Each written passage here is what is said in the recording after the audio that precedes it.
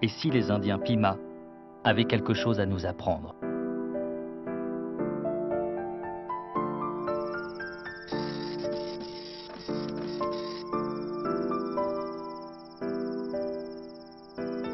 Nous sommes dans le lit de la rivière Gila et cette rivière est asséchée, comme vous pouvez voir.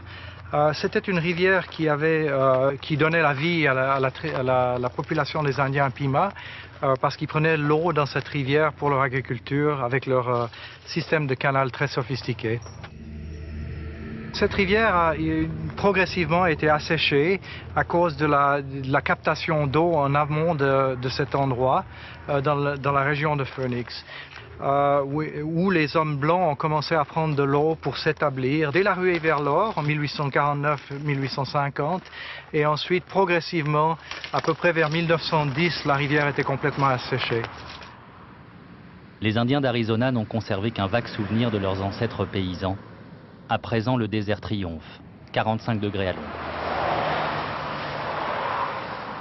La réserve Pima, c'est un éparpillement de maisonnettes climatisées et des rues quasiment désertes. 7 personnes sur 10 sont frappées d'obésité sévère. Il ne demeure quasiment plus un seul adulte en bonne santé. Alors ce bâtiment-là, c'est l'hôpital, Ho'okan Hospital. Sur la droite, vous avez la clinique. Une clinique et un hôpital dans le village, et un autre hôpital encore dans la ville voisine de Phoenix. Alors à cette clinique, toute la population, dès l'âge de 5 ans, est observée dans cette clinique ici. C'est ce qui frappe lorsqu'on pénètre dans la réserve.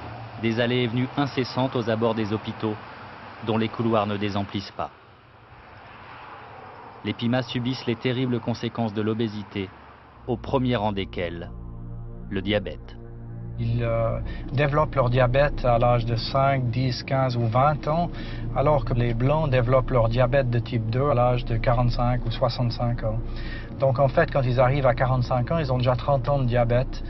Et toutes les conséquences du diabète, surtout la neuropathie, donc la perte de la vue ou les vaisseaux périphériques, gangrènes, etc., sont des choses très fréquentes. Alors on voit beaucoup de gens amputés à l'âge de 35 ou 40 ans. Le diabète n'est pas la seule conséquence. Voici les principales autres pathologies associées. Un obèse sur 2 développe au moins l'une de ces maladies, contre 1 sur 5 dans le reste de la population.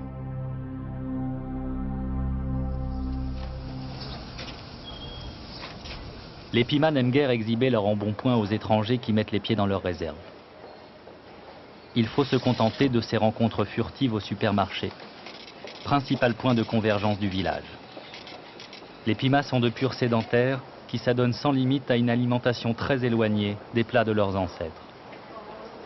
Bien sûr, il a fallu le changement de l'environnement avec bien moins d'activité dans les champs, ensuite une diète qui a changé de manière dramatique. Nos études ont montré que la diète traditionnelle des Pima est à peu près 20% de graisse, alors que la diète américaine, nord-américaine, est à peu près 40% de graisse. Et si les Pima avaient quelque chose à nous apprendre? Une rivière qui s'assèche, des travaux des champs qui s'arrêtent, une alimentation bouleversée. Cela suffit-il à expliquer pourquoi leur proportion d'obèses est 3 fois supérieure aux autres Américains? Élément numéro 8. L'environnement dans lequel ils vivent est à coup sûr déterminant.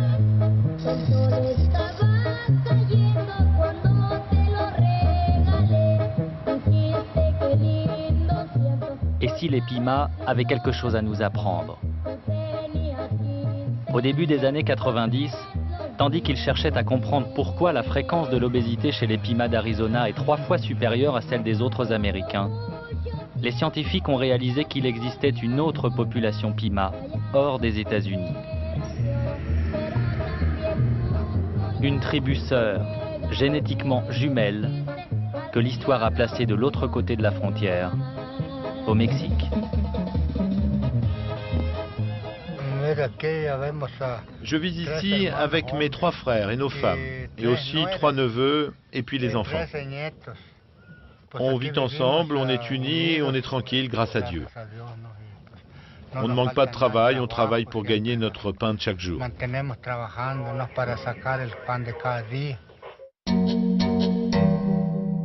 Juan Ángel n'a jamais quitté sa Sierra Madre. Il ne connaît pas le désert de ses lointains cousins. Cela ne l'empêche pas d'avoir une petite idée sur la question. J'ai connu un frère Pima d'Arizona qui est venu un jour ici. Il n'arrivait même pas à se lever pour m'embrasser tellement il était gros.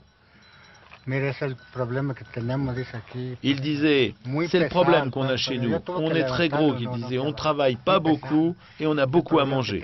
Alors que vous ici, c'est exactement le contraire, vous travaillez beaucoup et vous mangez peu.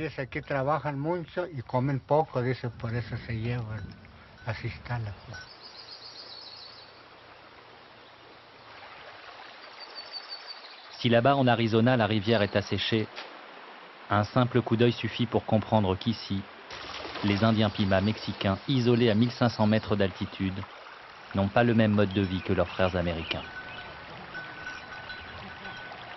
Leur existence ressemble en tout point à ce qu'elle a toujours été depuis des siècles.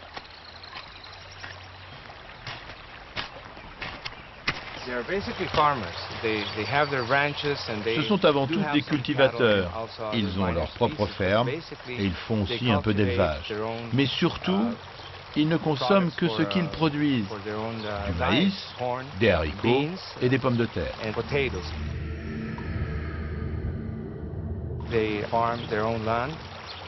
Ils travaillent la terre de façon artisanale, sans machine, ce qui implique une forte dépense physique.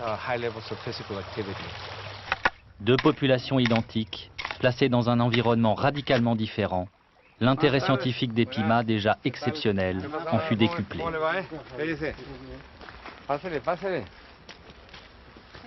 Il devenait possible, en comparant les deux groupes, de mesurer scientifiquement si l'alimentation et le mode de vie sont les seules causes de l'obésité.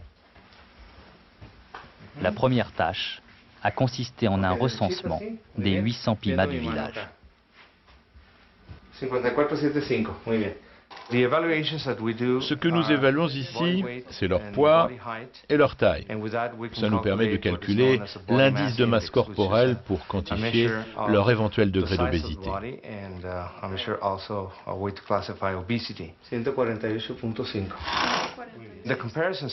Par ailleurs, les études comparatives avec les Indiens Pima d'Arizona montrent que la probabilité de survenue du diabète de type 2, ce que l'on appelle la prévalence, est chez les adultes de plus de 20 ans environ 7 fois moindre ici qu'en Arizona.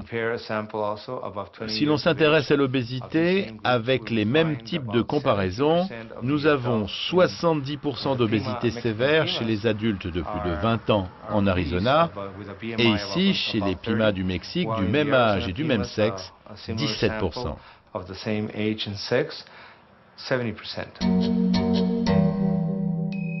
17% d'obèses, c'est peu comparé aux Pima d'Arizona. C'est beaucoup dans un tel environnement. Puisqu'ils n'ont pas changé de mode de vie, que signifie cette tendance naturelle à la prise de poids? Quelle est donc la malédiction qui frappe les Indiens Pima?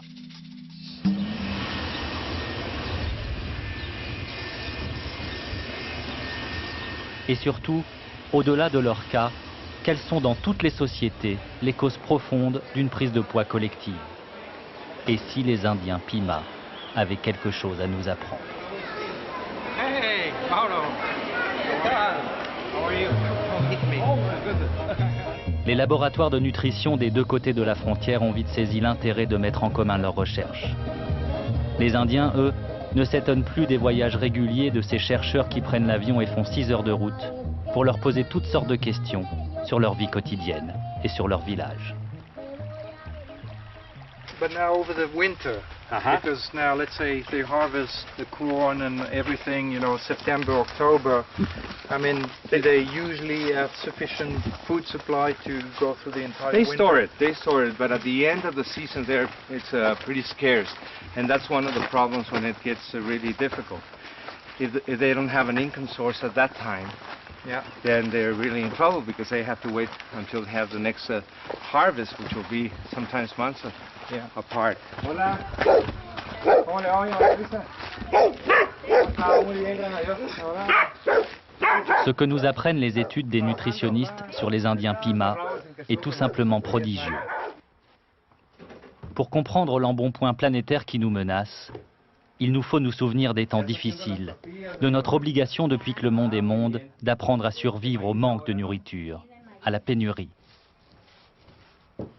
Cette capacité est inscrite jusque dans nos gènes, qui ont intégré la mémoire des famines ancestrales. Élément numéro 17. C'est ce que les scientifiques nomment le gène de l'épargne. Con manteca o con aceite? Quisiera de aceite, Ah, muy bien. pero muy poco. Certaines populations qui ont été soumises à des périodes d'abondance et tout d'un coup une sécheresse, une famine et des cycles comme ça qui se répètent au cours des années ou des décennies. Seulement les individus ou les bébés, par exemple, qui peuvent stocker le plus de graisse, qui ont le plus de réserves alimentaires dans leur corps, pourraient survivre les périodes de famine et ensuite, pendant la période d'abondance, peuvent de nouveau regagner du poids. Alors, il a été bien documenté que les Indiens Pima ont eu des périodes de fête, d'abondance et de famine, et qu'ils ont sélectionné un gène ou un type de gène qui leur permettent de survivre dans un environnement qui est plutôt hostile. Nous voici donc au cœur du drame des Indiens Pima, une génétique inadaptée au monde moderne. Une extraordinaire capacité de résistance au manque qui devient un handicap lorsque surgit l'abondance. Voilà pourquoi les Pima d'Arizona détiennent le record mondial d'obésité. Et si les Indiens Pima avaient quelque chose à nous apprendre? Cette fumée nouvelle qui monte dans le ciel de la Sierra Madre mexicaine est une fabrique de charbon de bois, la toute première industrie de l'histoire du village. Cela signifie pour les Indiens Pima les premières embauches, le premier patron, les premiers salaires et donc les premiers achats. Des publicités pour de la nourriture commencent à traverser le gué de la rivière. Et les échoppes s'enrichissent chaque jour de nouvelles tentations. Well, it's hot dogs, but it's maybe Mexican style. C'est clair qu'on voit beaucoup de changements, ça commence à arriver. Des hot dogs, c'était impensable avant. Pas mal de voitures, on avait vu que 2-3 voitures à l'époque, à présent j'en ai vu en tout cas une dizaine ou une quinzaine. La ligne électrique, bon c'est pas encore fini, mais bientôt d'ici 2-3 ans, on aura de l'électricité dans à peu près toutes les maisons. Donc le style de vie va changer. Bien sûr que c'est pas forcément pour le plus mal, hein, ça dépend de ce qui va se passer, de ce qui va arriver avec cette électricité et tout ça. Comment s'adapter lorsque surgit brutalement ce qu'il est convenu d'appeler l'inexorable vent du progrès? Cette révolution dans le village des Pima est-elle si éloignée de la nôtre? Fin du manque, début de l'abondance, fin des recettes traditionnelles, début de la sédentarité. N'est-ce pas là, en accéléré, l'exact condensé de notre propre histoire? La leçon qu'on a apprise des Indiens Pima vivant en Arizona et au Mexique est très très importante. Si l'environnement a causé cette épidémie, le seul moyen de renverser cette épidémie est de peut-être changer l'environnement. Alors c'est de le changer pour les pays occidentaux, en France, en Suisse, aux États-Unis, d'essayer de résister à ce changement, et je crois qu'on peut le faire. Et disons, ça va prendre du temps. Et la deuxième, c'est d'essayer d'épargner aux pays comme le Mexique, ou en Afrique, ou en Asie, d'avoir un changement si dramatique et si rapide vers ce qu'on a appelé le progrès, qui va causer à présent de nombreuses maladies chroniques, comme on les appelle, c'est-à-dire l'obésité, le diabète, l'hypertension, ce qui est appelé le syndrome métabolique.